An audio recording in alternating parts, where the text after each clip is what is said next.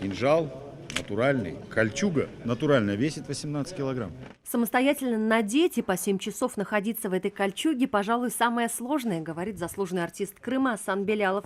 На роль болгарского Алмушхана артиста Симферопольского крымско-татарского музыкального театра пригласили 2 года назад. Фильм по духу связанный и с крымскими татарами тоже. Почему? Потому что казанские татары, что крымские татары – это все представители одного большого племени тюрков.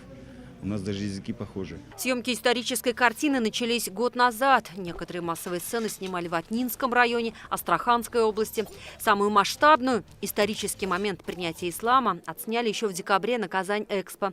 Эти эпизоды уже в другой локации, в поселке Салмачи. В съемках этого фильма задействованы как профессиональные актеры казанских театров, так и те, кто на площадку попал совершенно случайно. Удивительно, но многие из них в перерывах между дублями успевают совершить намаз. Сюжет фильма выстроен с исторической точностью, жанр художественно-документальный. Главную роль просветителя, арабского посла Ибн Фадлана, который путешествует по Волге, играет один из ведущих актеров Тинчуринского театра Зульфат Закиров.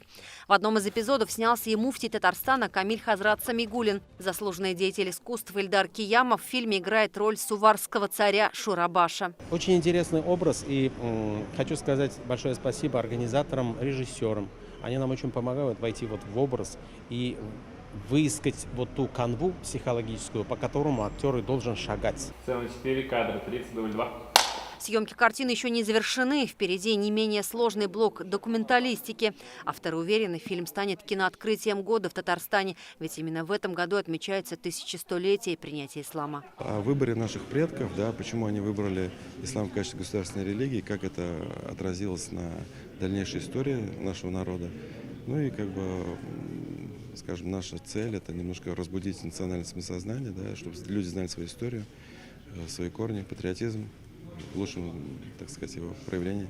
Премьера назначена на 21 мая. Картину представят на официальных мероприятиях в рамках празднования 1100-летия принятия ислама. Широкая аудитория фильм увидит чуть позже. Юлия Гоголева, Данил Филатов, ТНВ, Казань.